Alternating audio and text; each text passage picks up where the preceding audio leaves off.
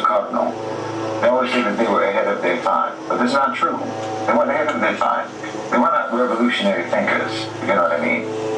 They were just incredibly astute, mature, sensible men with a very crystal clear understanding about how things should be.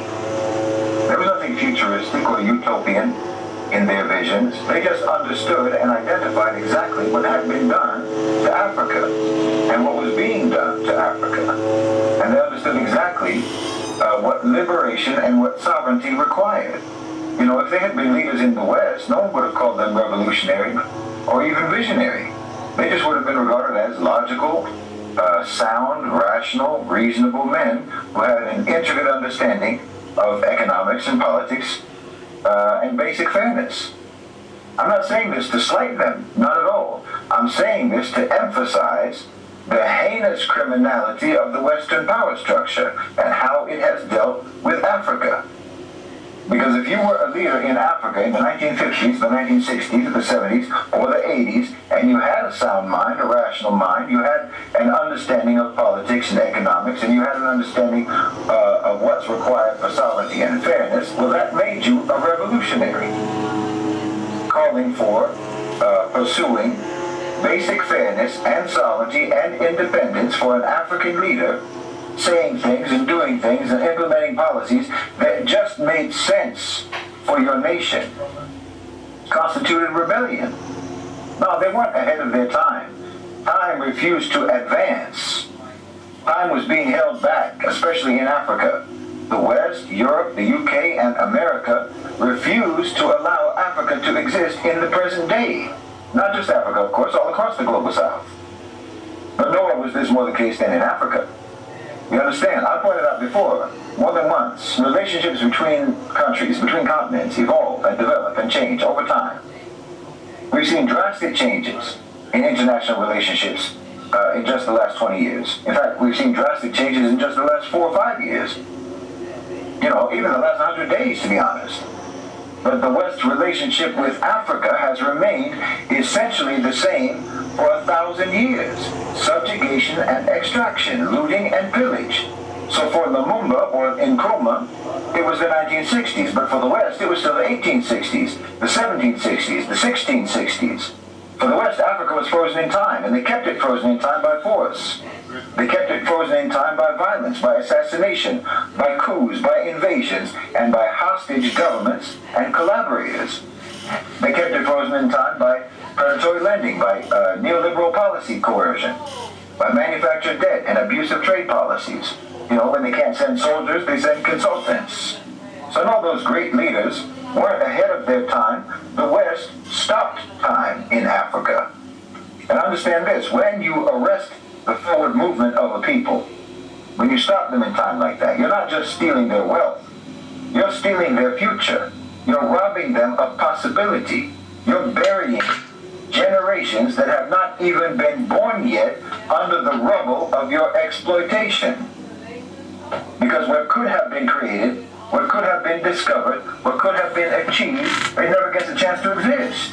The mind of Thomas Sankara, the determination of Patrice Lumumba, the vision of Nkrumah, these weren't anomalies.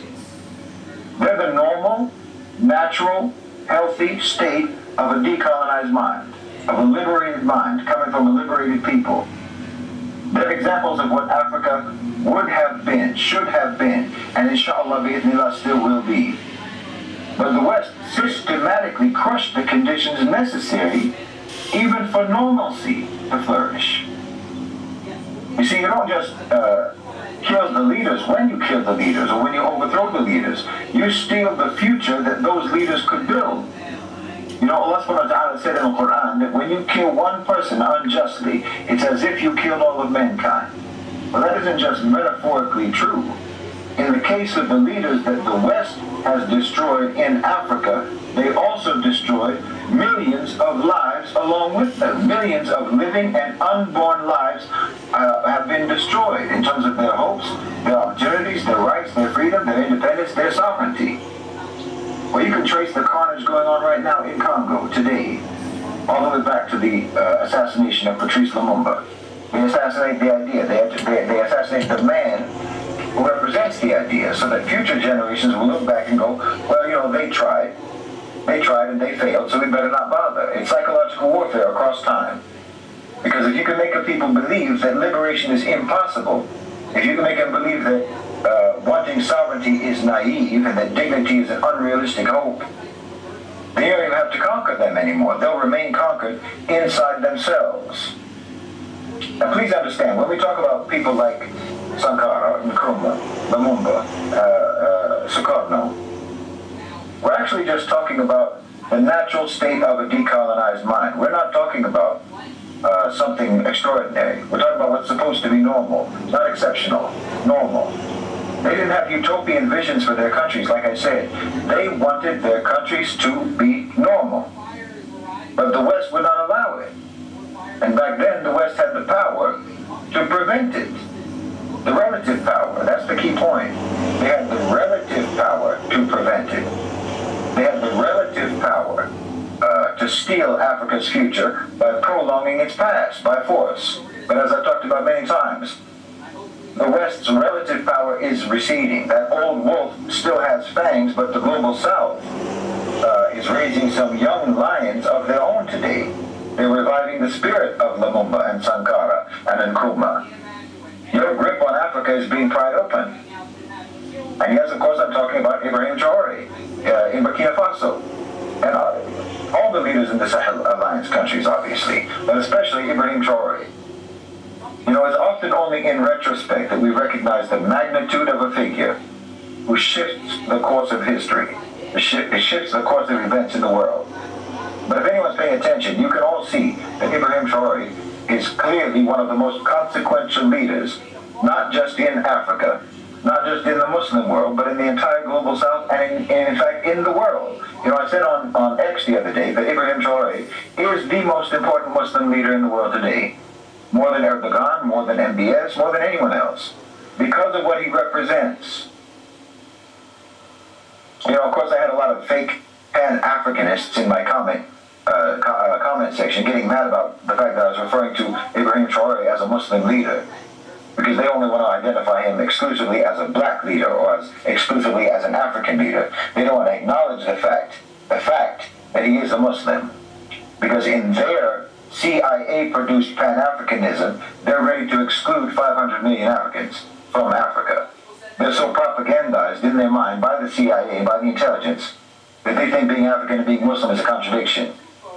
They've fallen for the old divide and rule tactics of the colonizers. Their indoctrinated brains will short circuit over the inconvenient fact that the most admired and the most heroic leaders in Africa today are Muslims. In Burkina Faso, in Niger, in Senegal, even Naledi Pandor in South Africa is a Muslim, taking the Israel to the ICJ. Just because Ibrahim Traore doesn't wear his religion on his sleeve, and just because he doesn't Taqwa signal, all the time like some so-called Islamists, you think we don't get to claim him as part of our ummah? We don't get to say that he's a Muslim leader, but he is a Muslim leader. He's an African leader who is a Muslim. And I'm sorry to tell you, but again, the fact of the matter is that the best leaders you have in Africa today are the ones who are Muslims. You can get mad about it all you want. You can say, why does she have to bring up religion? Why do you have to bring religion into it? But that's just a way of gaslighting about the fact that you don't want religion to be brought into it. You want to keep religion out of it. No, Ibrahim Traore is fighting those Western-backed, Western-trained, Western-funded jihadi groups because he's a Muslim. Nobody has suffered more from those mercenaries than the Muslims have. Suffered more from their violence and suffered more from the warped image of Islam that's spread by their violence. No, when Ibrahim Traore stands up to those French and Ukrainian-backed psychopaths, he's standing up for real Islamic values, whether you like it or not. From the perspective of middle nation, from my perspective, from the prism through which we analyze the struggle for justice and sovereignty and dignity, Ibrahim Traore's emergence is nothing short of historic. I mean, alhamdulillah, we have many great Muslim leaders in the world today, despite what everyone says. We have great leaders, many. But in my opinion, Ibrahim Traore is the most important. Burkina Faso, the land they call it, the land of upright people, has again produced an upright man, not only for their country, not only for the Ummah, but for all of humanity. First they gave us Thomas Sankara, who was a Catholic, but his life was extinguished. before he could ever reach the full, before he could realize his vision. But today, in Ibrahim Traore, we see that vision revived and refined and aligned with the consciousness of Islam. We don't have any hesitation acknowledging Thomas Sankara. We're proud of anyone, regardless of their faith, who stands for justice. You know, there were many leaders, heroic leaders in the Global South, particularly in Latin America, who were inspired by the so-called liberation theology within the Catholic Church. Even if their own church hated them for it, we salute them. You know, even those with no faith, who genuinely struggle for the rights of their people, we salute them. It's a part of our faith, it's a part of our religion, to appreciate those who genuinely stand for justice, even if we know that their vision is never going to be complete without Islam. So if you want to be proud of Ibrahim Traore because of just his skin color, go ahead. If you want to be proud of him because of his country or his continent of origin, go ahead. But we're proud of him because of his belief. He's our brother in belief. We're proud of him because of his faith. And anyone who wants to deny that or deny us that, well, you're just petty and foolish and ideologically shackled. Ibrahim Traore led a coup against a government that was subservient to its foreign masters. You know, there's been many, many coups across the continent, but usually those just replaced one neo-colonial agent with another, usually. But Ibrahim Traore is different. He's not just changing the government. He is uprooting the whole system of neo-colonial domination, and he's succeeding. He's understood what many people have failed to grasp, which is that independence is meaningless if you don't sever the control of the owners and controllers of global financialized capital. He's understood that security is a myth as long as it depends on the military patronage of your former colonizers. And he's understood that sovereignty is impossible under the shadow of Western tutelage. He's not merely a head of state. Ibrahim Traore is the revolutionary archetype of the 21st century. He was forged in the reality of Western-backed insurgency and Western economic warfare and propaganda. Because, you know, today the fight for freedom is not just waged by armies anymore, but by narratives and by resource policies and by alliances and by collective sovereignty. Traore has made the choice to look towards Russia and Turkey and towards other new centers of power in the multipolar world. That's strategic. Not because they're perfect allies, but because he recognizes the necessity of breaking the Western stranglehold on Burkina Faso. This is pragmatism in service to principle. This again is the methodology of Middle Nation. It's engagement without submission, cooperation without subjugation. It's trade-offs without selling out. He also understands, crucially, that Africa's liberation cannot be rented from outside. It has to be rooted in the reclamation of Africa's own wealth. You know, his moves to exert control over Burkina Faso's gold, building indigenous defense capacity and food sovereignty, these aren't just political decisions. These are acts of civilizational self-respect. It's a declaration that Africa's children will no longer be bled dry for the enrichment of Western imperial capital. We see Ibrahim Traore as a brother, not simply because of his faith, but also because of his fight. Because he embodies the spirit of the Quranic guidance to stand firmly for justice, even if it is against your own selves, even if it is against those who are in power, and even if it is against the odds. Burkina Faso isn't just a battleground today for the Burkinabe people. It's the front line in a global struggle for liberation. What Ibrahim Traore is doing is echoing in the Sahel, in Niger, in Mali, across Africa, across the Ummah, across the global south, and across the world. Every oppressed people around the world can now look to Burkina Faso and to Ibrahim Traore and say liberation looks like it's actually possible. But obviously, the global order trembles at the prospect that anyone is going to follow his example. They're afraid of his courage and his clarity and his defiance in the face of Western power and Western threats. And they should be afraid of that. They should tremble because they know the jig is up. But we know that when they get scared, they get dangerous. And Ibrahim Traore is under severe threat. There's already been something like 20 attempts on his life since coming to power. They've